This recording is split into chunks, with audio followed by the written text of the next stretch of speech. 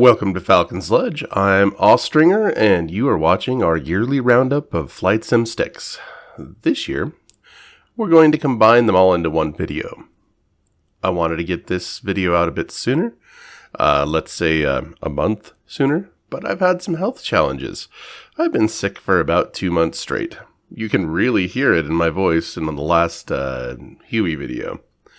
And, we had the business of holidays and family gatherings during Thanksgiving. But now I'm feeling a lot better, so we're going to go through the majority of the flight and space sim stick options that are currently available on the market. But first, some quick channel news.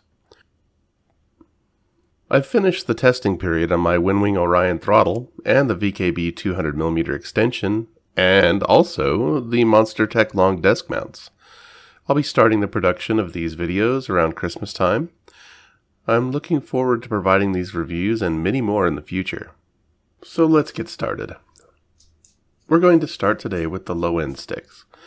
My definition of a low-end stick would be something that some might consider to be mid-range, because I don't really recommend getting the ultra-cheap sticks like the Thrustmaster T-Flight and the like. My low-end roundup starts at $100 and goes up to $225. That's for a HOTAS or HOSAS. The price is in US dollars for all of these and does not include the shipping or taxes. So the low end is going to include for HOTAS, number 1, the Thrustmaster T16000M stick and throttle. 2, the Logitech X52. And 3, the VKB Gladiator NXT with GNX THQ throttle quadrant. These days the pricing on the T16000M HOTAS package varies, and I've regularly seen them around the $200 mark, and as low as $181 on the day of recording. This combination is widely used, and famously utilizes the same sensor as the venerable Thrustmaster HOTAS Warthog. This stick does have some issues that you might want to be aware of. The twist axis is notorious for failure. Some can be fixed relatively easily, some are more difficult. In addition, there are some mods to the throttle sliders that make it more smooth. You can even add a center detent for you space pilots. The Warthog sensor and the presence of additional axes along with analog sticks differentiate it from what has for a long time been its primary rival, the X52 from Logitech or SATA. The Logitech SATA X52 has been around since the early 2000s, and unfortunately it shows. From the styling of the stick that screams loudly, the 90s called, they want their future concept joystick design back, to the potentiometers used in the throttle axis, to the quality of the linear Hall sensors used in the gimbal. Many users love their X52s, and I used mine for many years. But just because a stick lasts a long time doesn't mean that it's a good product. These sticks do tend to be fairly robust and can live long lives, but because of how inaccurate they are, I can't recommend buying them. Besides, if we don't stop buying these ancient sticks, they'll just keep selling them as if they're new instead of developing new, more modern products. And finally, we've got the VKB Gladiator NXT with GNX THQ. Some may say that this is not a real HOTAS because you don't always have your hands on the throttle, but I put it in the poll not too long ago on the community side of the channel, and it was definitive that all of you wanted this combination included as a HOTAS in the roundup, so here it is. Personally, I'd be more tempted to pair the VKB Gladiator NXT with a TWCS throttle from Thrustmaster, like the T16000M, to get a true HOTAS experience. But I'm only finding the throttle for 150 plus, which would put this in a different category. The GNX is by far the best stick in the lineup, and in my opinion, it's better than any stick in the mid-range too. You just can't beat its accuracy, feel, and the options for the price. Because of this, the GNX with THQ is my recommendation if you have to spend under $225. An honorable mention here will be the CH Products Fighter Stick and Pro Throttle, which are still being sold as new, but they all use potentiometers, which leaves them rather lacking on accuracy, but they are extremely solid units that will last basically forever. In HOSAS, There is only one option here under $225, and that's the T16000M coming under $200 and as low as $67 per stick if you're lucky. Or you can go with its sister product, the TCA, but it's more expensive and basically the same stick with different colors. So I guess it wins by default. Next up, we have the mid-range, which has a price starting at $225 and goes up to $399. That is again for a HOSAS or HOTAS, 2 sticks. Right now, this group would include the 1. Logitech X55 or X56, 2. Thrustmaster TCA Captain Pack, 3. The VKB Gladiator NXT with THQ and SEM-V. The Logitech X56, X55. These are sticks you'll find some praises on and an enormous amount of dislike for. Is all the hate deserved?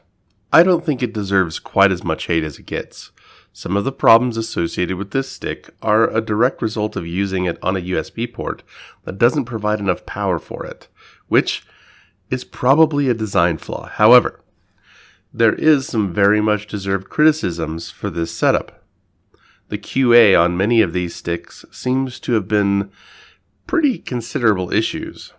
Everything from wires being misplaced in the throttle, causing the wires to be severed or stripped, to drifting axis, to throttle arm that is under-supported, resulting in the grips breaking off of the throttle axis without a whole lot of force, or just a simple, drop or bump or damage during moving, which many of the other sticks even in this category wouldn't suffer from. The X56 suffers from a few poor design decisions, like the placement of hats and buttons on the stick causing hand strain and unintentional activation of hats and buttons. There's also issues with the analog sticks on the X56 being of very poor quality and never centering properly or deviating badly. It may seem like my outlook on these sticks are fairly poor, and you wouldn't be entirely wrong, but the throttle is actually a pretty decent unit if you don't get one that has QA problems, and you're not very violent with it or drop it. I wish that they would sell the throttle separately, as I think it would pair up really well with some other sticks like the GNX. The Thrustmaster TCA Captain Pack is the TCA stick that's based on the T16000M, and is a replica of the Airbus side sticks that include the dual throttle quadrant that includes other levers and switches geared towards civilian aircraft. Considering that this is based on the T16000M, it likely suffered from some of the same issues, namely the Z-axis problem. The throttles appear to be of decent quality. You can find it as low as $235 if you get the smaller edition, but if you want the full setup that includes the additional side panels for your throttle, you'll be paying nearly $350. I'm not sure if I can justify that price when you consider the Winwing Orion starts at $400. If you enjoy flying civilian aircraft, this might be the solution for you. And finally, we have the Gladiator NXT once again, but this time it's paired up with the THQ and the SEM-V, adding more functionality to the already loaded GNX.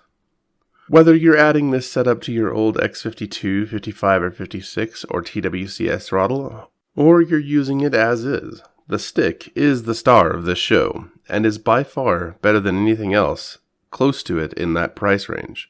The magneto-resistive sensors are spot on, and the damping is great. The feel of the stick is wonderful, and the build quality is extremely good. If I were buying new today, and I was in this price bracket, this is the stick I'd buy. We do have an honorable mention in this category, the Logitech X65. This is a more rare stick that if you really want it, you can find it. It is a force sensing stick, or FSSB, which fixes some of the downsides to buying Logitech products, the poor accuracy. You still have the ergonomics issue of the X55, but if it doesn't bother you, go for it. I hear that they're really great sticks, and I'd love to test one someday. For HOSAS in this category, there's really only one, the Gladiator NXT, but luckily for you, it's certainly worth it, considering for $399, you could have 2 premiums, and a THQ for some additional buttons and axes, this is the way to go for HOSAS setup all the way to the high end. If you're flying space sims, just trust me on this one. Get them. You'll love them. I do. The next category is an odd one, because it's completed by only 2 HOTAS and no HOSAS offerings. These 2 solutions are direct competitors in every sense of the word. They even look alike. We're just going to call this the Warthog price range, because it sits somewhere between those mid-price sticks we just talked about and the high-end sticks. These are between $399 and $500 for HOTAS.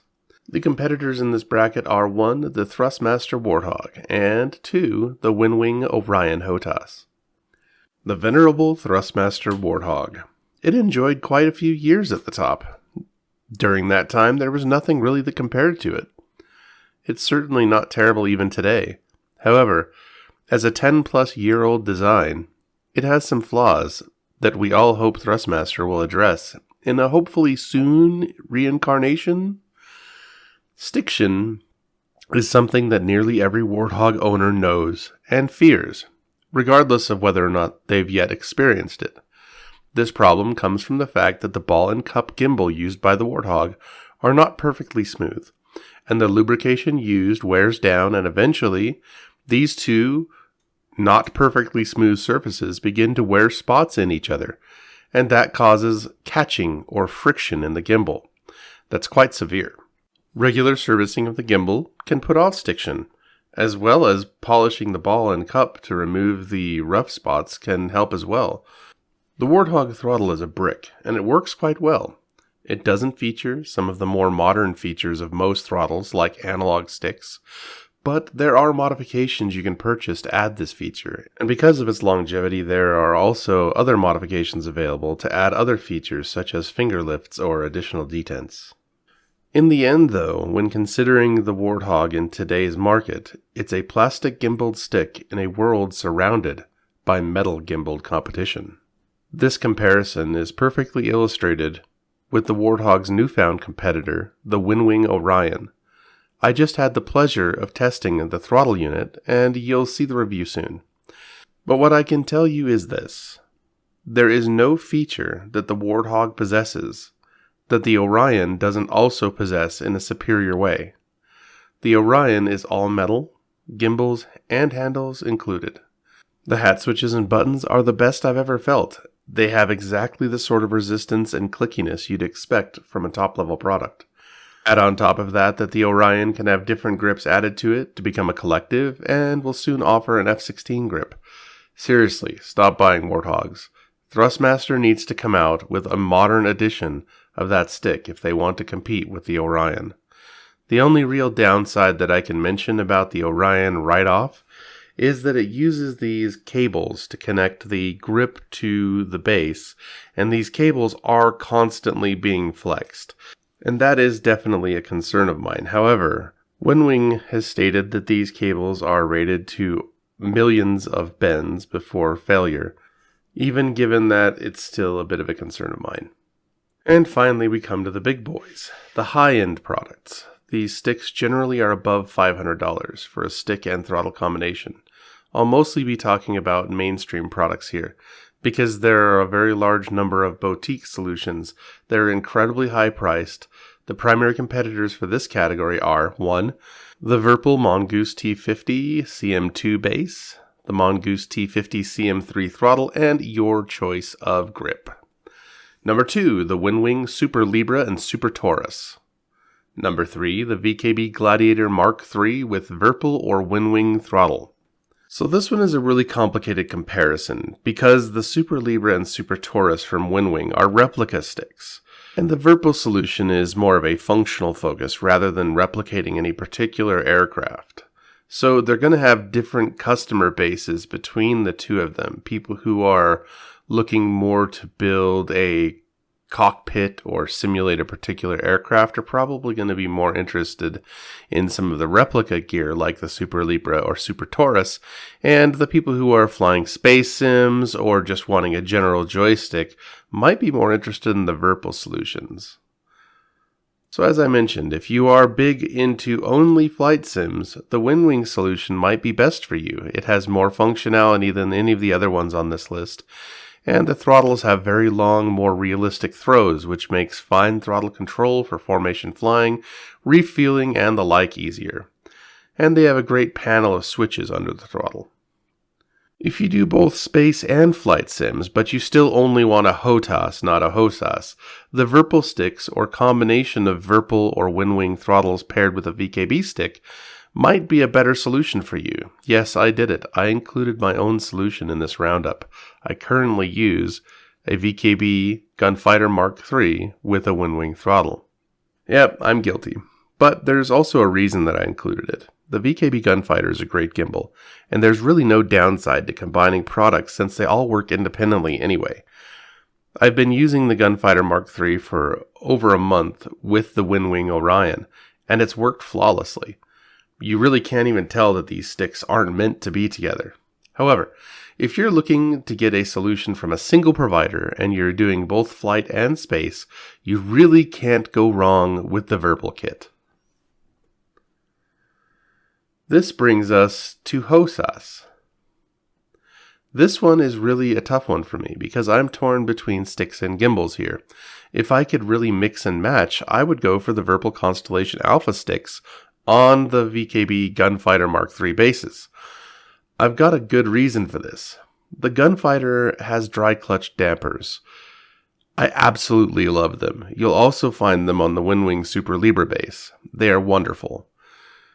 I'd really love to see Virpil's next gimbal include dry clutches. Make it happen, Virpil.